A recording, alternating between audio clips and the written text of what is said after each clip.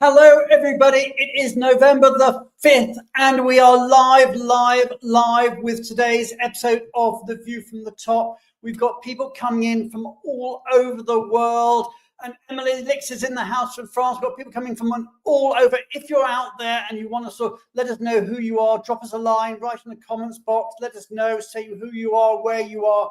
We've got such an interesting show for you today. We have got with us the Chief People Officer at Burson, the world's largest PR company, and she's going to be talking to us today about beyond the hype, how a Chief People Officer, their playbook for culture, for AI, for global talent.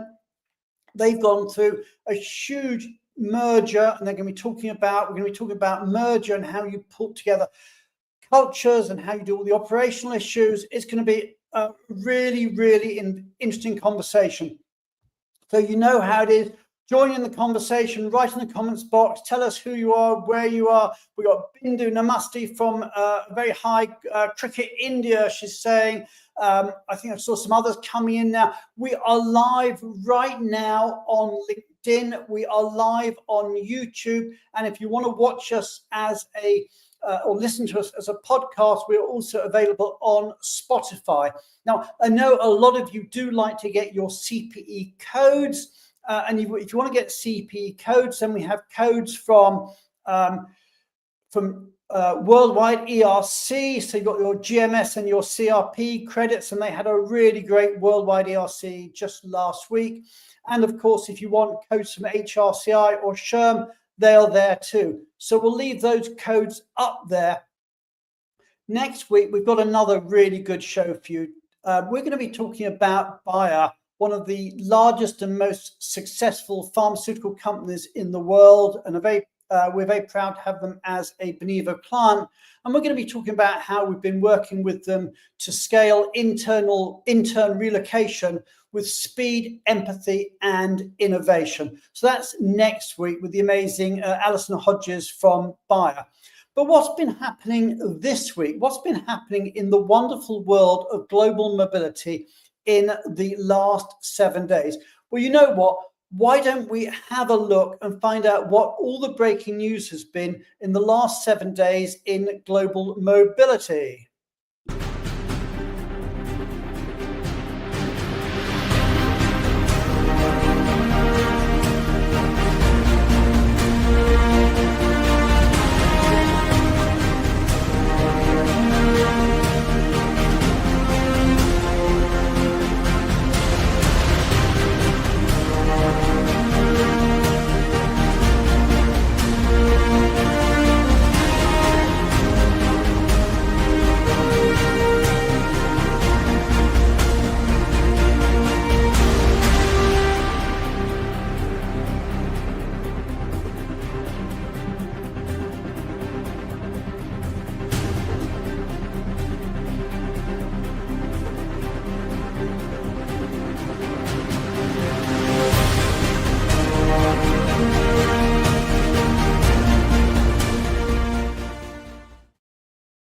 So there we have it. That's all the news. Many congratulations to everyone who has been promoted in the last week. Congratulations to everyone who's got a new job. And for those of you who are looking, there's loads of jobs out there, and we do post those jobs. This is a service to the industry. So if you've got a job or a role you want to promote, then let us know, and we'll see what we can do to promote it. And if you've got a bit of news you want to share, then again, let us know, and we'll see whatever we can do to help you. As you see here on the screen, and we mentioned our breaking news, today is actually the last day to nominate someone for the Global Mobility Top 100 AI Champions. So if you know somebody, and that someone can be yourself, by the way, you can nominate yourself, but if there's somebody you want to nominate because you think they've got a passion for and are really using AI in an innovative and exciting way, then nominate them today. The form is there. You can go on to benevo.com and nominate, or if you find that form hard to use, which I hope you don't, then just drop us an email. But you've got until midnight tonight US time to finish your nominations if there's anybody you want to nominate. We've got a great show lined up for you. We've got Tony Patio from RBI, Restaurant Brands International, as our change maker in a moment. We've got Azurée Montoute-Lewis from Burson coming up as our main guest. Before we get on to that, of course, we're going to do our regular immigration update. And as ever, I'm so delighted and with lots of thought-provoking information for us. Let's welcome to our stage in the time-honoured way, Julia Onslow-Cole. So everybody hit the heart button, hit the like button, and hit the applause button as we welcome to our stage Julia Onslow-Cole.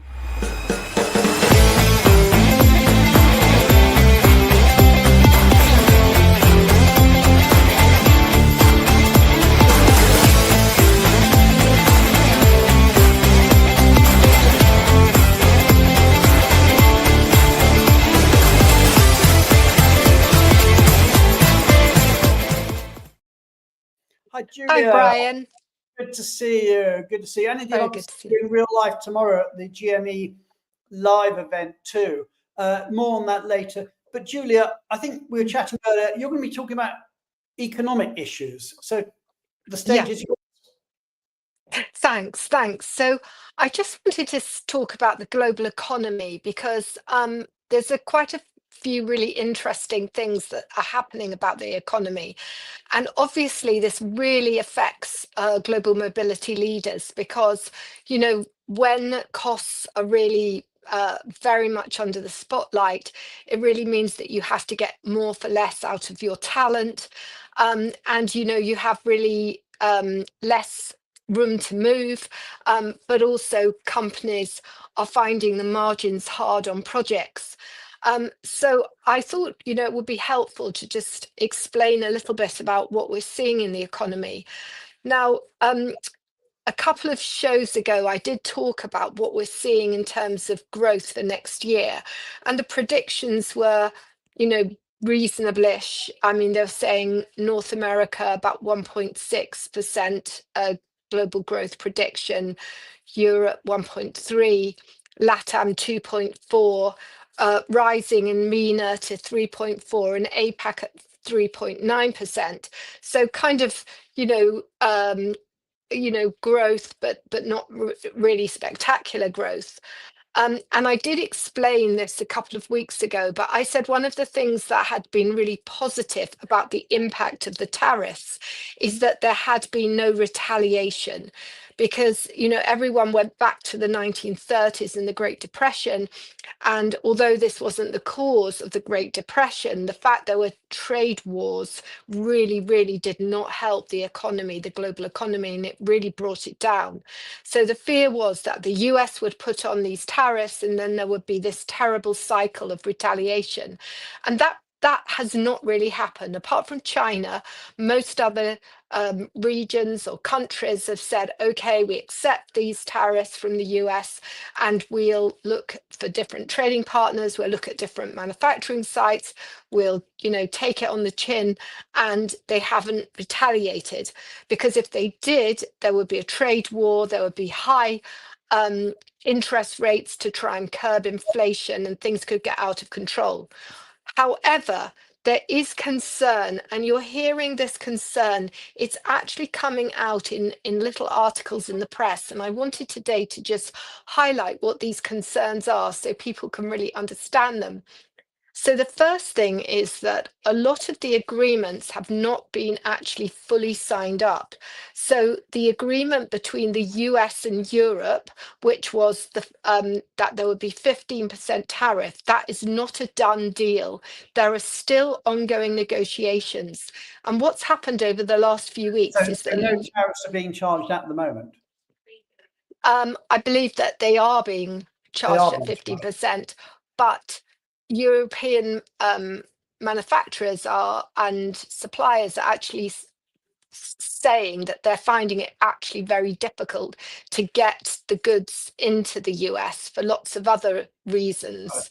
And what's happening in practice is that the US government are requesting additional points before they sign up, things like lessening antitrust protections, liberalizing social media, you know, less green initiatives, the things that the US are clearly concerned about, and these are being negotiated. And the concern is, what if there's an impasse on this, because US and Europe together make up 50% of global GDP. So that's one kind of worry that's like a bit of a dark cloud that's hanging over the global economy. But the other thing that I wanted to explain was the rise of shadow banking.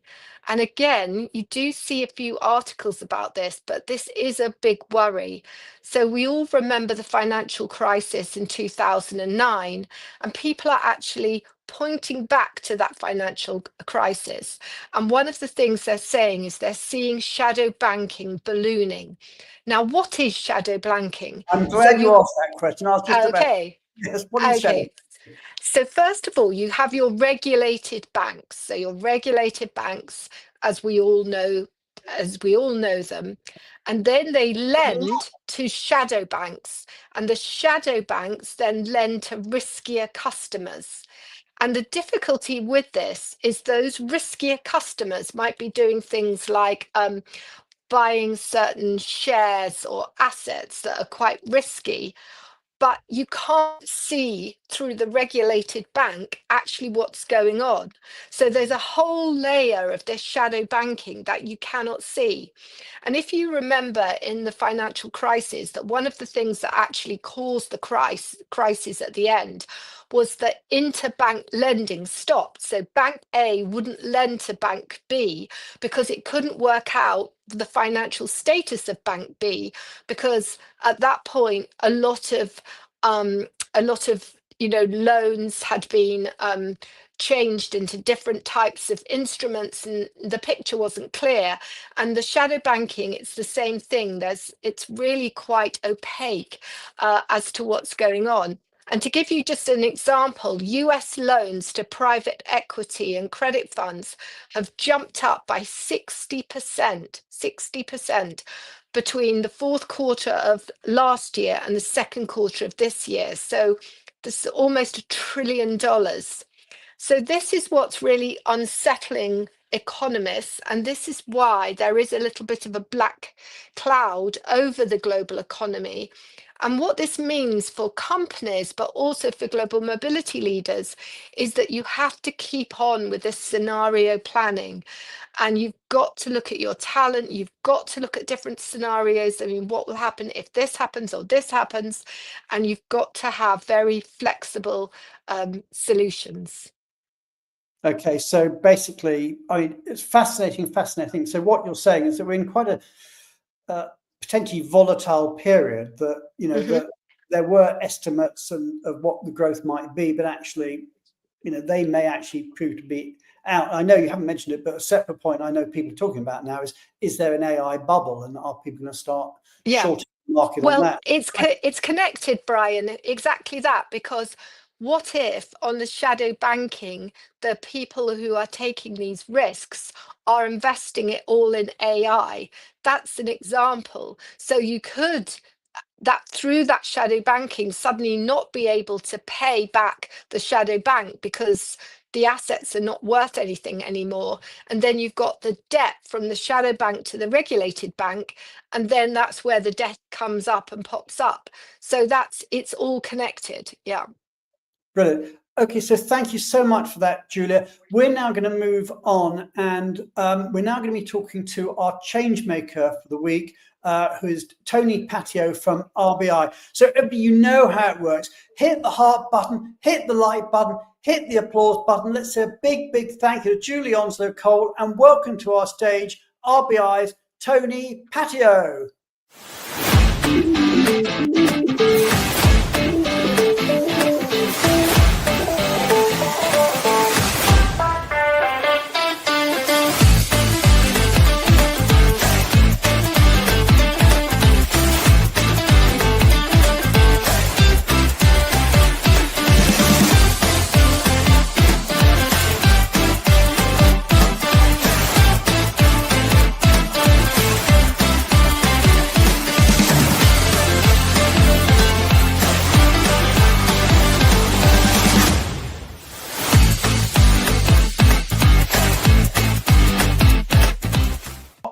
so great to have you here. Now, Tony, you work with RBI, which is a huge company, but they'll know the brands, but they may not know RBI just from those initials. So tell us a bit about RBI. Yeah, Brian, great to be here. Great to see you again. It's been a long time since you and I have talked.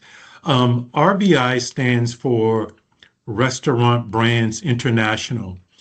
And so we actually own the following brands: Popeye's Fried Chicken, Firehouse Subs, Tim Hortons Coffee, which is very, very popular in Canada, and of course, Burger King.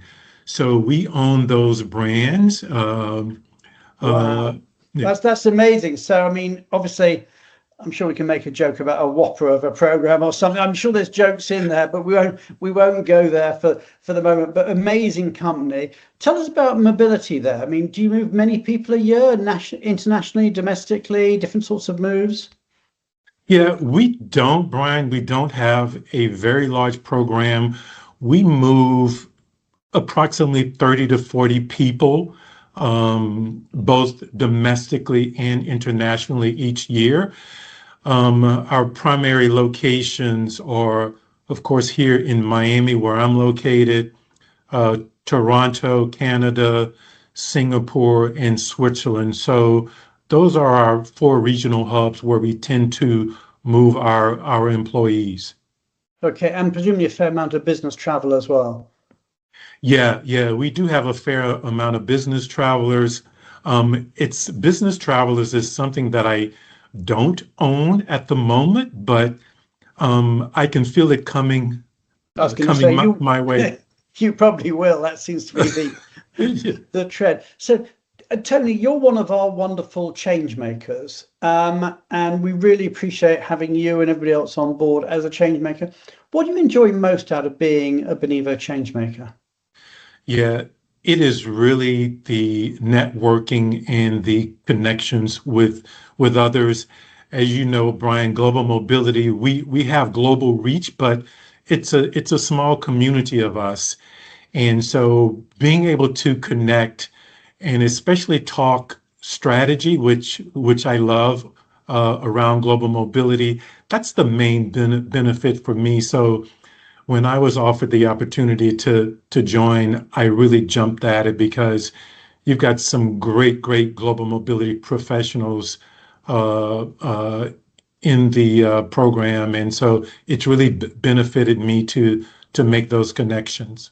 Absolutely. We've got, I think it's well over 200 now, change makers, and some of the biggest names in the industry are members, and I know that they really enjoy sharing information with each other, and we get a buzz out of it too, because from our point of view at Benevo, we get their views on what is useful in terms of technology and AI and where they think we're going, and and as we roll stuff out.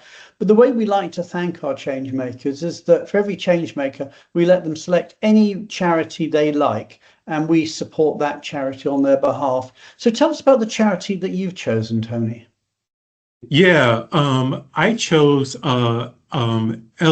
Elevate to Even Plus, Brian, for a couple reasons. One, the organization was founded by my colleague and good friend Andrew Walker. Indeed, a previous guest on this show from some time back. Yeah, Absolutely, great guy.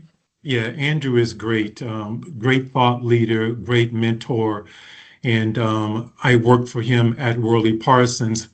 But the organization is designed to disrupt systemic inequity by offering paid internships to underserved and low-income students. So it provides meaningful paid work experiences for these underserved and low-income students. And these internships are with both profit and nonprofit companies. And Elevate Plus will partner with these companies and offer internships to these underserved. And also, they offer internships to the global mobility community as well. So it's a great program, and it's a great program to get young students in the global mobility industry as well. It really is, and all credit to you for supporting it, and a big shout out actually to old friend of the show, old friend of yours, old friend of mine, Andrew Walker, for starting the charity. It really is great. So Tony, it's been an absolute pleasure to have you on The View from the Top. I'm sure we'll get you back another day to have a fuller in-depth dive into everything that's going on at RBI. Amazing company, amazing brands. Meanwhile, all that remains to say as we move on is everybody in the audience, you know how it works. Hit the heart button, hit the like button, hit the applause button, and a big thank you to Tony Patio.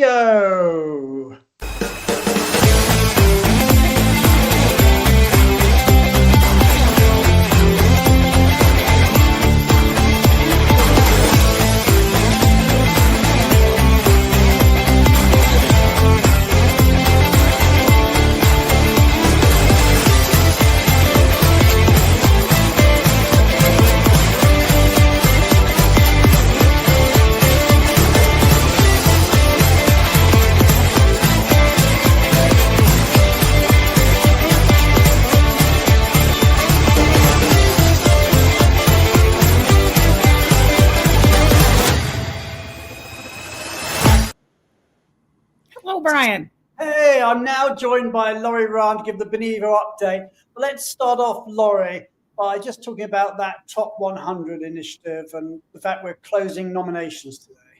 You bet. If you're just joining us, it is very important today, last call for nominations for the Top 100 AI champions. Yes, you can nominate other people, but you can also nominate yourself. And what's interesting too, you don't have to be like boiling the ocean with what you're doing with AI. Sometimes it's the little things, the simple things that can have such a big impact. So we encourage you to get that nomination in today. And maybe you don't have time during your work day today. We'll give you time when you get home from work tonight to complete it, but we highly encourage you to get that in. It's going to be really fun when it's all announced. Absolutely. Just nominate.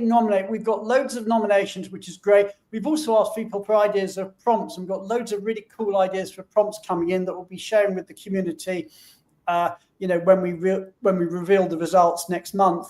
But so now's your time. You've got till the end of the day, midnight US time. So wherever you're in the world, get those extra nominations in. So Laurie, what else is coming up? What else is on the agenda? GME Live is tomorrow. I know you're going to be there. Julie is going to be there. Nitsan's going to be there. Our colleague Beth Nielsen's going to be there. Very exciting time. Oh my gosh, I wish I had a ticket. I wish I was going to be there too. But you guys have a session, right? Managing a mega program, and you'll be with Siemens. Is that correct? That's right. We actually have two sessions. We have a session called Managing a Mega Program with David Wells of Siemens, where in fact I will be moderating a discussion with him about what they do. And it's a fascinating program. But then we've also got another session when we're going to be talking about AI and mobility intelligence, all the stuff that we're doing there. So GME events always great. We had ERC last week, we had FEM, now we've got GME. We really are in conference season. So hopefully I'll see lots of old friends there, and we'll give you an update next week about how that went. Super. And then finally, we have a new benchmark report, immigration compliance and mobility management. And a key thing that we learned from that is that work from abroad, business travel is a major blind spot for a lot of companies, right? They've got fragmented data, unclear ownership. I think we heard a little bit about that earlier, but it's an area where a lot of people are starting to figure out and plan for how do we do this better.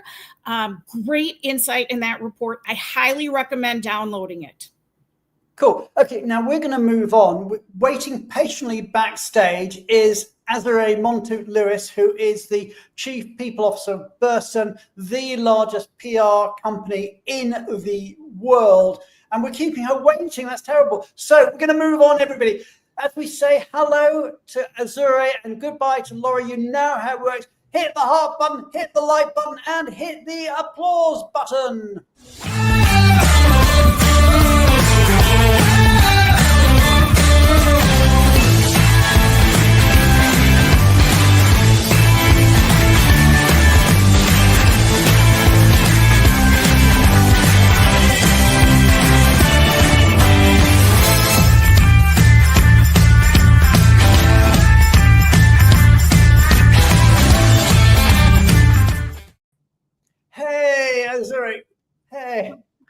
Hi, how are you? We are so excited to have you on the show. We are honored, and it is just fantastic. Now, Azurée, I'm going to get you to tell us a bit about yourself, but I want to set the scene here.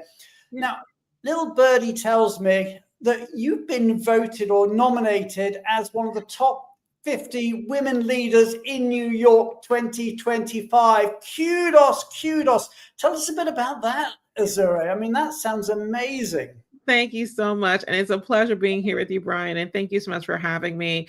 Women We Admire is a premier organization for women who are senior leaders in the world. And they were kind enough to select me as one of their honorees for this year's 2025 Top 50 Women Leaders in New York. It was really an honor. As a born and raised New Yorker, as a Brooklyn girl, it was really the highlight of my career to be nominated and to be honored for this award. So it's a wonderful experience. It really provides a really great network and development opportunities for me and also my colleagues as well, to be together with other women who have similar career experiences. So it's been a really wonderful ride, and very happy for the acknowledgement. Yeah, I mean, it's such, it just hats off to you. And I'm seeing the applause and all the heart and the love that's coming through on LinkedIn for you. So just amazing, Azurée, and we are so honored. There you are, top 50 women leaders in New York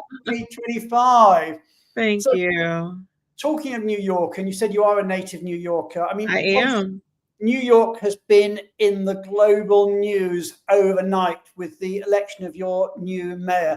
Tell us, what's the buzz like in New York this morning? If my news feed and my Instagram feed is any indication, people are very, very, very excited. I think Mamdani brought a level of energy and inclusion that I think the city is not only known for, but something that its citizens really pride themselves for. In fact, my TV on my room he's talking about his election win on breaking news right now. And so I think there's a lot of energy, a lot of real excitement about what he potentially could do for the city. And I think people are very, very happy. Yeah, I mean, it's exciting. I think, it's a clear majority. It was a pretty impressive result from someone that came from nowhere. But tell us a bit about you. I mean, we know you're one of the top 50 women leaders in New York. We know you're the chief people officer at a major company. How did you get there? What's your background? What's your career? Oh, that's another talk in of itself. But I will tell you, I consider HR to be my chosen career. I started off as a young woman focused on STEM. I got a scholarship to go to college to study physics, which I thought I was going to go discover constellations and study the stars for quite some time. And then fate, as it had me move back home to New York and start a career in financial services in marketing. And so I transitioned from marketing and spent 10 really wonderful years at Citigroup in their HR function, which really prepared me to step into just bigger, more complex leadership roles. And then I got a phone call from the CEO of Hill & Knowlton asking me to come join her in building out a diversity, equity, inclusion, and a culture function. And then I stepped into the CPO role and then became the CPO of Burson. So it's been a really nice, I think, career trajectory where I've always followed my passions. I've always made decisions based upon the amount of influence and the amount of impact that I can have, not only for myself, but for my employees and everyone who I support. So it's been a really, really nice ride. And I think I've taken the path less traveled, not being a career HR person. I was going to say physics. If I had to go through the number of CHROs who have got a degree in physics, I think I'll probably stop after about one. It's a very small group. Exactly. You are an elite group. But you mentioned a couple of names of companies there, which leads on to my next question. You said you started with Hill & Knowlton, a very, very well-known PR agency, which was 100 years old. And then it merged with BCW, which was another equally well known, and both in the same family, both in WPP. Correct. So tell us about that merger. I mean, merging companies is always a challenge. There's always, issues where the rubber meets the road that you don't necessarily see it coming. So tell us, you went through this massive change, merging two 100-year-old iconic agencies Yep. that were rivals of each other, even though they were part of the same group. Correct. How did you do? I mean, what was the major challenge? What was the significant challenge that you faced trying to do that merger from your perspective as Chief People Officer? Yes, it's so interesting because when I think about it, when I reflect on it, a lot of people who have exposure to mergers think about the organizational charge. They think about the business and the scale and scope of the business. They think about all the systems and all of the work that has to happen in the back end just to make everything work. We had spent a lot of time to bring these organizations together from a systems perspective and from an operational perspective. But I will tell you, the biggest hurdle we had to overcome, because these agencies have such rich heritages and rich legacies, is the culture, right? The cultures of the agencies were different. They had different values that were similarly showing up in the market in the same way under our WPP parent company umbrella. It was really for us to create a second, third thing, right? As a part of the merger, we wanted to take the best of Hill and Knowlton with the best of BCW and create this really new thing with Burson.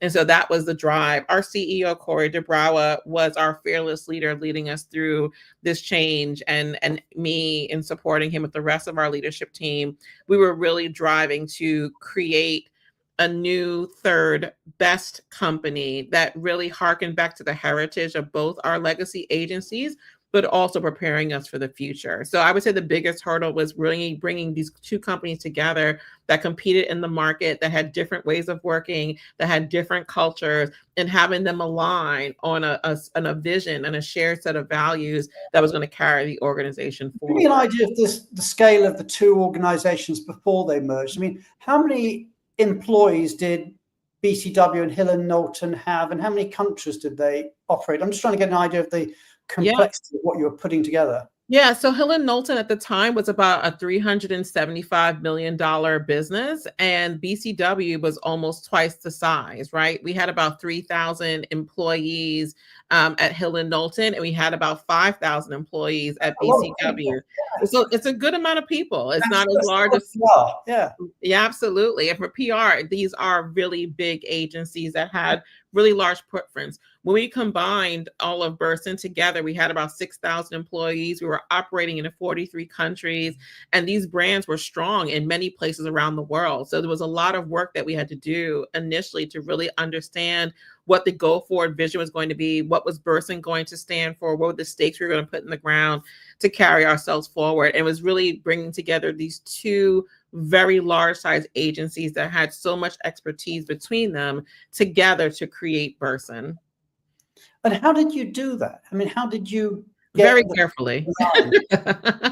It took a lot of time, a lot of effort, a lot of support from our leadership team, many from our finance and people operations teams. There was a lot of work really to be done. And really what we focused on, at least initially, was ensuring that we were creating a listening mindset for our employees. We wanted to make sure we understood how they were feeling, how they were perceiving the organization and the transition, ensuring that we were answering their questions, that we're being as transparent as possible about the process that we were going through. We set up various work streams to really talk about each of the topics that I mentioned, whether it's our systems, whether our processes, whether it's our branding going forward, like all these different pieces, all these more important pieces were work streams that we applied the best of our talent to and helped us make decisions along the way. And then on the listing front, we started having pulse surveys every 6 weeks to really understand and hear from our employees.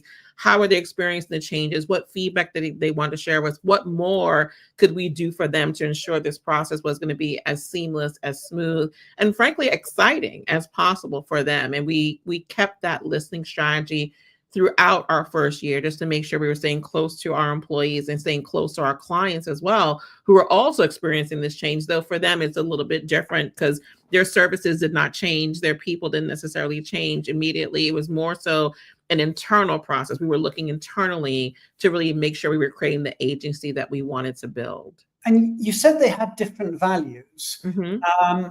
And you pulled them together. I know you've created a new set of values, which you call the 4 C's. Yes, we have. Yes. Not the 4 seasons, the 4 C's. So tell me what are your 4 C's? Tell me what the values are that the new Burson has. So for Burson, our 4 C's are craft, counsel, camaraderie, and my personal favorite, curiosity. So when we were bringing the 2 firms together, we spent a lot of time talking to our employees, interviewing our leaders about the things that matter to them as it pertains to how they approached our work, how they approached the service of our clients. And we took all that feedback and called out a number of key themes that we actually asked them to provide feedback on for us. So we created something called a values jam. My chief marketing officer is my partner in crime for all of this work. A values jam. I love it. A values jam. You're getting together and sort of. Yes, and we asked our employees to give feedback around how each of these themes manifested themselves in their work. And it was based on all of that collective feedback that we crowdsourced from our employees that led to the creation of our 4 values. And so we spent a lot of time once they were established to operationalize them, to put them in every aspect of our employee experience, from the time we hire employees to how we develop and we manage our employees, and how we really recognize and promote our employees all around those 4 values. I've got to ask you a question about the communication side of this, because you're putting together 2 companies. You had to get your message out. Now, being Burson, obviously, you're going to be very, very good at public relations, because that is your DNA. So you're going to be very good at, for want of a better word, spin, and how to sort of get the message across. But equally, I'm guessing that the people you are communicating to, the employees, are themselves PR experts, so they can sort of see through a message if it doesn't resonate fully. Correct. So you're dealing with professionals. So how did you get really get that message across and that buy-in when you're dealing with very, very seasoned PR professionals? And very savvy, right? And so one of the hallmarks that we felt very strongly about for all of our communications was both authenticity and consistency, right?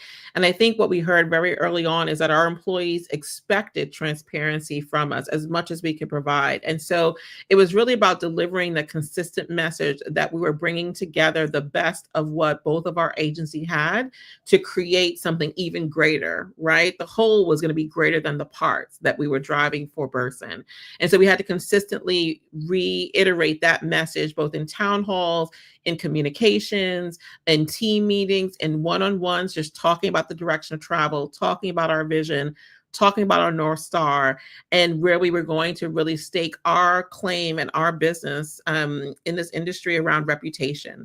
And it's something that resonated very clearly with our employees. They bought into it. They came along with us on a journey.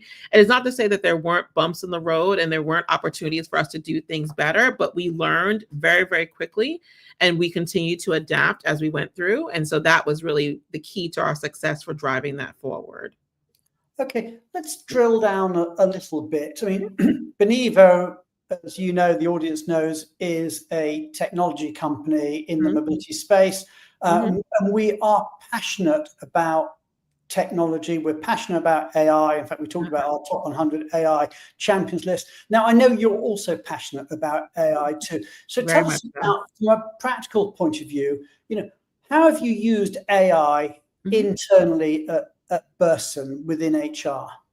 Yeah. So first and foremost, we made a commitment and we made an investment, a significant investment early on into AI and helping our employees to adopt AI and how to use AI to unlock capacity and really be an enhancement to their already solid expertise, right? So we took the approach that this was going to be another tool in our toolbox to better serve our clients and better serve our internal processes. And so we made significant investments and really bought into AI at the very, very beginning of our creation of our firm.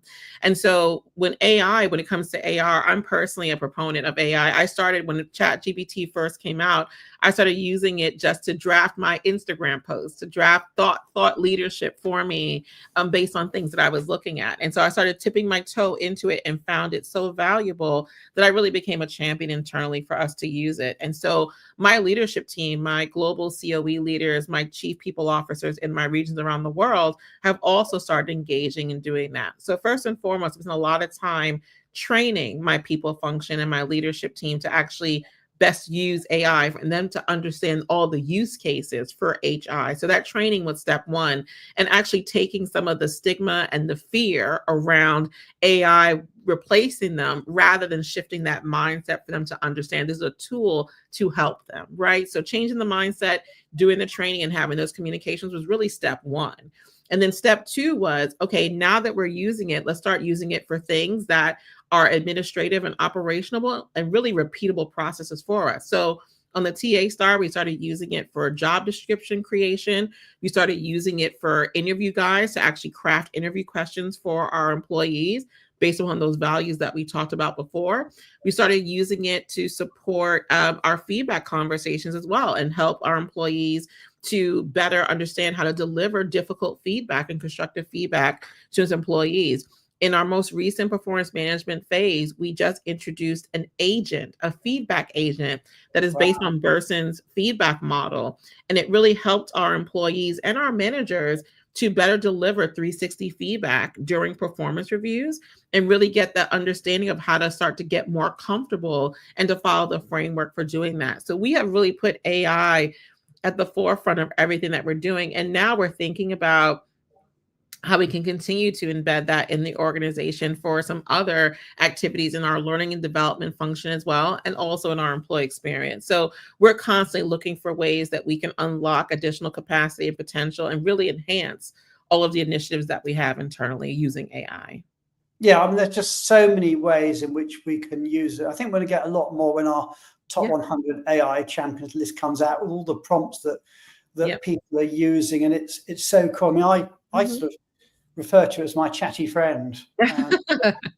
People have nicknamed their AI agents and their partners, right? They gave them names. They're like their right hands now. So we're going to see a lot more increased usage, I'm sure, and adoption over time, once people get comfortable with using it and understand what it can do for them. Yeah, absolutely. And I mean, I call it, we at Beneva call it our superpower. It's the ability to do things that other people would struggle with, and who don't use it, and you can do it immediately. And I know people are a bit scared of AI, but the line that someone said, and I fully endorse, is that AI is not going to take your job, but somebody who knows how to use AI will. And that's one of the issues that we're all facing. And there's some cool stuff, certainly with the Beneva tech that's out there. I know we're demoing it tomorrow. You won't be there, but all this sort of the mobility intelligence and the sentiment analysis and the digital humans. There's some really cool stuff. But let me move on. Talk about technology. I also want to talk about mobility. And I want to get an idea about mobility at Burson. And I suppose my first question is, you move people around the globe, you move people around the country. To what extent is that something you're doing, it's logistical, or to what extent is it something you're doing that is strategic? Yeah. So I think at Burson, we really do think about mobility as a strategic lever, right? That we deploy for both our clients and also our employees. We have two different flavors that we've employed at Burson, where it's either employee initiated, where they're seeking a developmental experience somewhere else around the world, or if a client is requesting a certain expertise that is found in one market and we need to get them closer to the client, we've engaged mobility in that place. So for us, we think about it as a strategic, frankly, a developmental lever, because for us also, we see it as an investment. The packages that we put together to move our employees and usually their families into another region and market is a very extensive and exhaustive process to ensure that we support them from their current home where they are, determining where they live, schooling for their children, tax implications, compliance implications. So that's where the logistics come in, because in order to do this well and to do it in a seamless, easy, simple way for our employees, we have to make sure that we're on top of the logistics. When I think about the origination, though, of global mobility, it is a strategic investment on our part to ensure that we're providing our clients with the expertise that they need, and also our employees with the development opportunities that they themselves are seeking. And do you also move people onto secondment with clients as opposed to actually going out to do a project? Tell us a bit about that.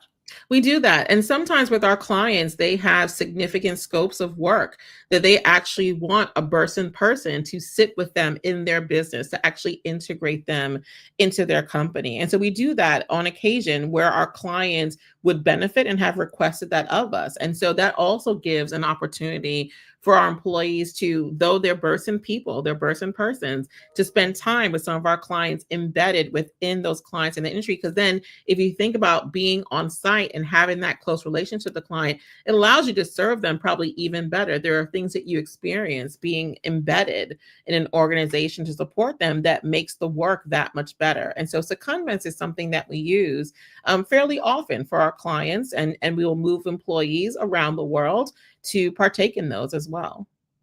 So will you use moving people around the world as a way of leadership development, of fueling their careers? Absolutely. I think there's so much to be benefited when it comes to growth and experience and point of view by having an opportunity to live in another place with a different environment, a different culture, a different language. There's a lot of growth that automatically comes with that. And so that's why it's an investment usually for some of our highest performing and our highest potential employees to have a different lens of the world when they actually have the opportunity to move and have that experience and do something else. Okay. In some organizations, I've found over the years that someone going on leadership development overseas can actually be, I hate to say this publicly, but it can be counterproductive. They go, and then when they come back, they're sort of forgotten, and people who were there in their home office have sort of gone ahead of them up the greasy pole, and they've been sort of forgotten about. And then people get disillusioned when they come back and they leave.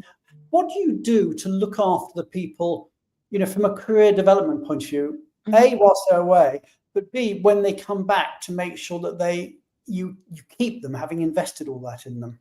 Yeah, absolutely. I think the thread there is just the consistent communication. You have to understand your employees, what their aspirations are, what their motivation are, and where they want to go, where they want to take their careers. I tend to find when that misalignment happens is because organizations or employees themselves are not quite sure what they want to do next. And if they're not clear and they don't have that understanding, or frankly, if we are not asking them so we can support them through that, then we're missing the opportunity to really gain from the experience that they've had and really continue to propel them forward. So oftentimes when we have experiences where people have lost their way when they return home, they're trying to find their place, it's usually because of that. But I think it's really about the support structures that are in place for employees to return home. It's just like in some cases, bringing on a new employee, like what does their onboarding look like? In this case, what does their re-onboarding look like? How do we reintroduce them to the environment? What kind of support from the managers do we give them? Do they give them a buddy, someone who can give them the lay of the land on the things that they've missed and make it really real for them? I think we always have to be thoughtful that when we move people around in organizations, even though it's the same organization, every one of my offices, I think, are different. They have a different energy, a different vibe, so even if you go from New York to DC, as an example, still on the East Coast, 3 or 4 hours apart, it is a different environment. And how do you help someone acclimate to that? And I think it's no different if I'm moving them from Hong Kong, back to New York, as an example. Cool. And I mean, we're talking about different locations. And one thing we were talking about earlier was the changing perception of the Middle East. I think you just referred Saudi as an example. Tell us a bit about how you've seen that change over the years. Yes, when I first started my career, when people used to talk about international opportunities, they were just places that people understood like it wasn't safe to go. It wasn't a place that was desirable to go. I think particularly in Saudi Arabia and just more broadly, the Middle East is becoming more and more of a destination. I think now, especially my younger employees are thinking about their growth and their advancement and opportunities. And I think given what we're starting to see now about the investments and the infrastructure that KSA is putting into their country and into the world and that environment, creating that environment, I think people are now becoming much more open to making that move and moving there. It's not 100% perfect, but what I can see is that the needle has shifted.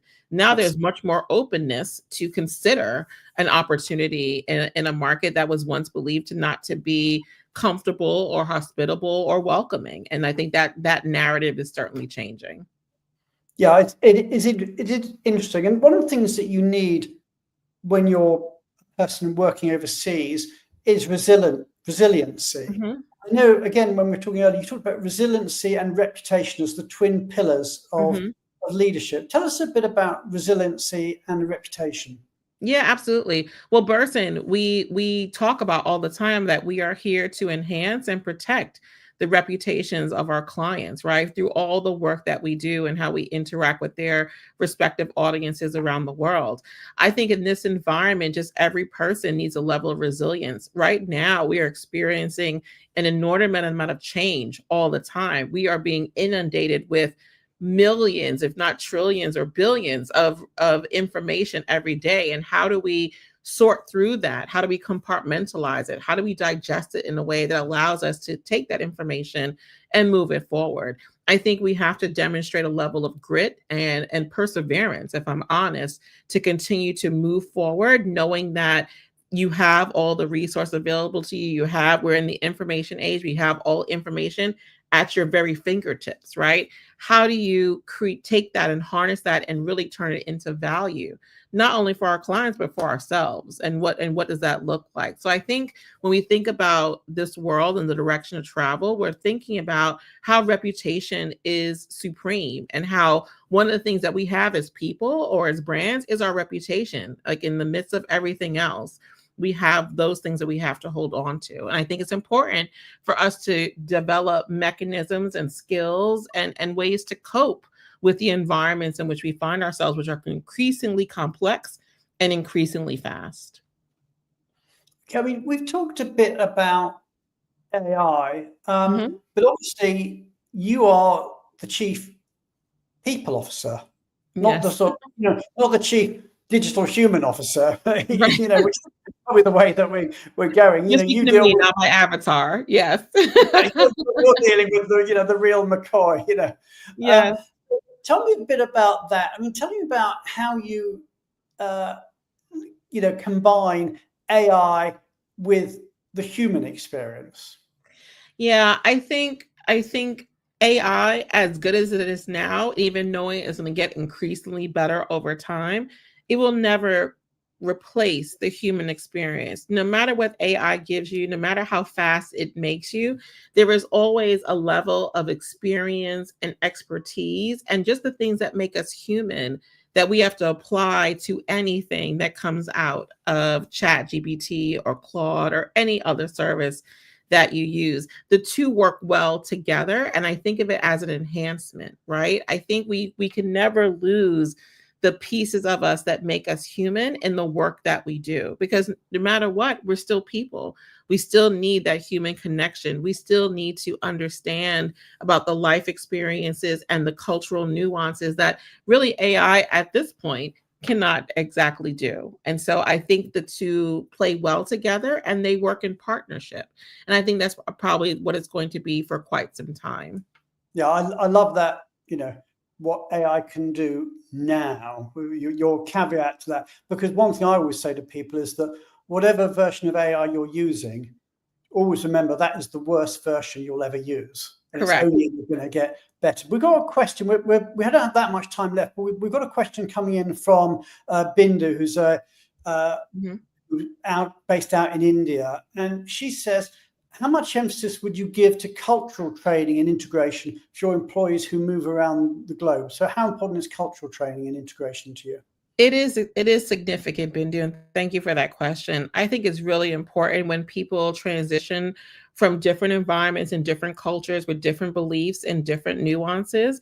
It's really important to set people up with a really cultural, what I call cultural fluency, but really just an understanding of the environment that they're stepping into, the norms, the consistent activities, the beliefs that will be engaged. I think it's very important, especially if you're going from a place like the US that's very, very Western, like going someplace like Asia or in the Middle East, right? Which has a very, very different view of a lot of the different things that this employee will experience. I think I do place a significant emphasis on helping them understand the environment which they'll be working in and living in, and things they should be mindful of and aware of, just to ensure that they make a smooth transition and they don't have any pitfalls that they fall into unnecessarily because they just didn't know and just lacked a level of understanding. So I think it actually is very important, Bindu, for us to prepare our leaders when they go into different environments to understand the nuances and to have a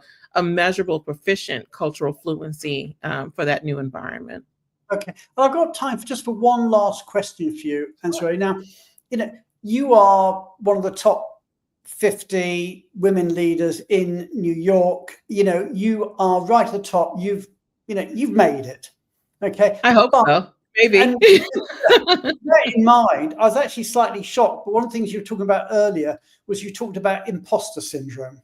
Mm-hmm. And for people out there, maybe people sort of going up the the tree that you've gone up, the career ladder that you've gone up. How have you managed to sort of get over that feeling that I think we all have, imposter syndrome, and really try to own your place? Mm-hmm. The short answer, please, sadly. Yeah, no, absolutely. This is the 30-second answer. I had a mentor many, many moons ago when I was first starting out as a young professional, and she warned me that I would occasionally feel imposter syndrome when I was walking into rooms with people who were more senior than me, who I thought had more experiences than I did, and that I might feel a sense of self-doubt. And she told me that the imposter syndrome that I was experiencing is just messages that I wasn't something that I personally was feeling, but it was messages that I was internalizing. And she reminded me that it wasn't real. The reason that I was asked to be in these meetings, the reason I was asked to sit at the table is because I was bringing a unique perspective that only I had. Like no one else in that room could represent the experiences and all of the development and all the training, all the learning that I had. And she told me, it's like, just remind yourself of the journey that you've taken to get to that seat. Remind yourself of the education, the experiences, the interactions, the development, all those things come together in you when you sit at that table. And just to be reminded that that is what's going to carry you forward. And you're not an imposter. You're exactly where you're supposed to be. Absolutely amazing. It has been so inspirational to hear everything you've done. I mean, you've merged two iconic competitors in the same family and put them together. You've got here, let's just take this from Tyler. He says, Azurée is endlessly inspirational. So how about that? I mean, Thank you, Tyler. You are, Azurée. It's just been amazing. Thank you, Brian. And I just want to remind our audience, of course, we've said it before, but you've got just a few hours left to nominate your Global Mobility Top 100 AI champions. So do get nominating. We're pretty much out of time. I'm going to bring back onto stage Laurie Ryan from Benevo, and of course, my wonderful producer, Tally Goran. And Julia has left us for another meeting, so isn't here. But we are back next week to be talking about the Bayer Benevo story and how they have scaled, or we have scaled with them, intern relocation with speed, empathy, and innovation with the amazing Alison Hodges from Bayer. So that's next week. Meanwhile, everybody have a great, great week. And especially thank you to all our audience for being here, and especially a big, big thank to our wonderful guest, Azurée Montoute-Lewis from Burson. It has been a delight to have you here. This is The View from the Top. I've been your host, Brian Friedman. Take good care and have a great, great week. Bye. Thank you all. Bye-bye. Bye.